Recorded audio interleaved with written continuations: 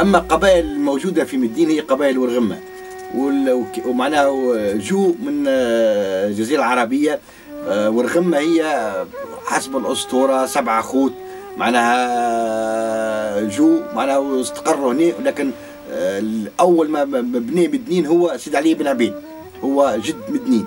ثم عملوا كان الغزو بيننا وبين النوايل، عرش النوايل هذا من ليبيا، ومعناها غزو على المونة على الجمال، ولوا هم اتحدوا مع بعضهم وداروا كونفدرالية ورغمة، معناها بنوا القصور بجنب بعضهم وعملوا لها حماية وحراس، معناها التفادي، معناها خاطر هم على العيش، معناها المونة ولوا عملوا قبيلة هذه قبيلة ورغمة في الجنوب التونسي.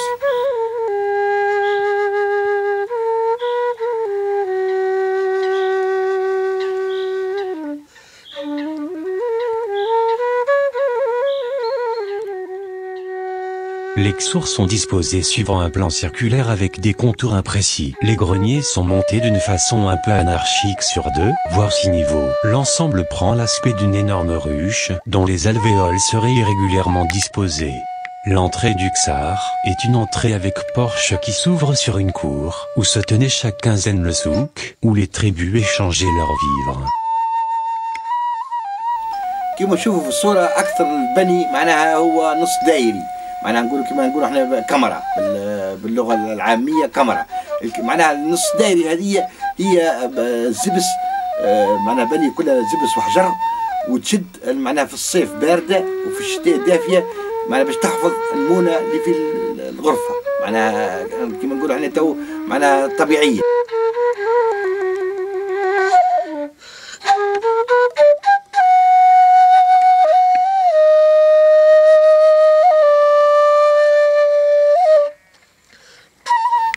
أما كيفية بناء الغرف والقصور هي بطريقة تقليدية، معناها كانوا يجيبوا الزبس معناها كطوب ويحرقوه، يعملوه كوشة، معناها يحرقوه بالصبط وبالجريد، ثم يهرسوه ويبنوه، معناها يخلطوه بالماء وزبس وحجر.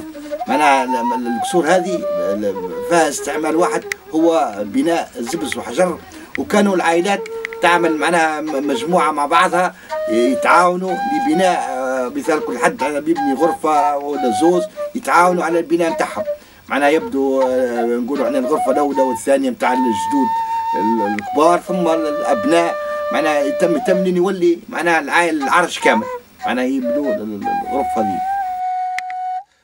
L'édification d'une gorfa se fait selon les étapes suivantes. D'abord, les murs latéraux de soutènement se font jusqu'à une hauteur de plus qu'1 mètre. Il en résulte 2 murs parallèles, séparés d'une distance de 1,5 à 2 mètres chacun.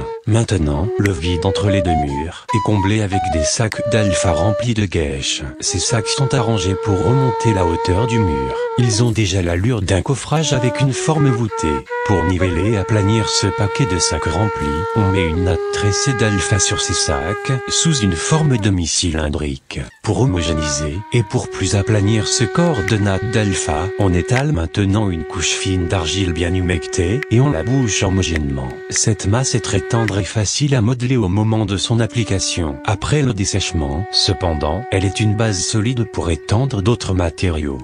Sur la couche asséchée d'argile, on met maintenant une couche de plâtre, sur laquelle des pierres d'une dimension de 20 à 30 cm sont remblayées et fondues avec le gypse. Sur la surface de cette couche de pierre, on fait souvent une couche supplémentaire de gypse comme crépissage. Après que cette construction de voûte est bien asséchée et que la stabilité est assurée, on décoffre les matériaux de remplissage, c'est-à-dire les sacs d'alpha remplis avec le guèche, mais également la couche d'argile, qui à cause de son caractère poreux, peut facilement être frottée. Ce qui reste, c'est la chambre construite comme une voûte. Elle doit encore être fermée au fond avec un mur frontal qui encadre la porte d'entrée. كانوا البيبان متاع الغرف من الصنور، الصنور هو من جذع النخلة، لأن مدين كانت فيها حوالي معناها الدوائر مدين كلها غراسات تاعها هي النخل وبعض الزيتين، وكانوا يستعملوا يقصوا النخلة إلى قطع، ومعناها أول حاجة كفرجوا بها معناها الغرفة معناها باش يعملوا بها الكاميرا، ويعملوا بها البيبان من خل معناها، والقفل من عود الزيتون من لوح. فهمت لا؟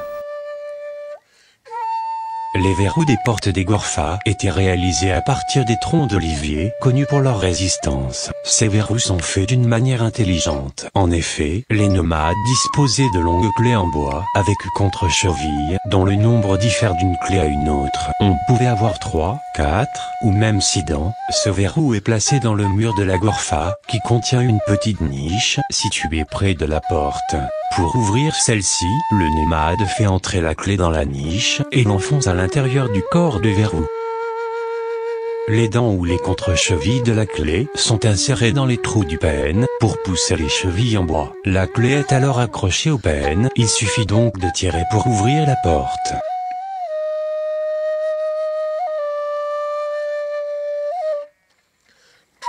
الفرق بين الكسور البربرية والكسور العربية.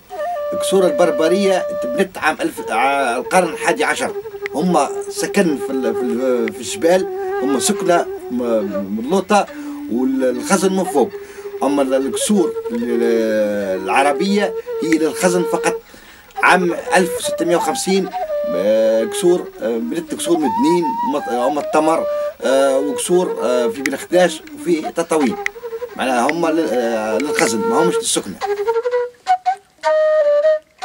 Ces ksours ont montré qu'il existe tant pour le monde berbère du Djebel, riche de plusieurs siècles de sédentarisation et jaloux d'une langue qu'il n'a jamais abandonnée, que pour le ksourien avec son acquis d'ancien nomade, qu'il existe une civilisation rurale du sud-est tunisien. Aujourd'hui, certains ksours sont encore en bon état et ont été bien conservés. D'autres ont été partiellement détruits. Que devons-nous faire ainsi pour que ces ksours ne disparaissent pas à jamais dans l'obscurité? أريد النجمة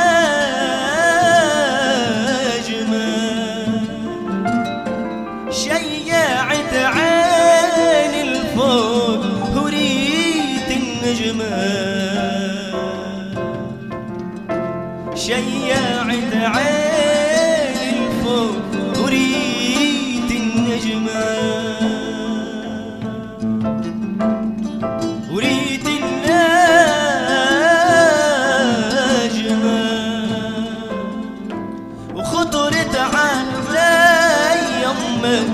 خجاهل والحشمة شيعت عين الفوق، أريد النجمة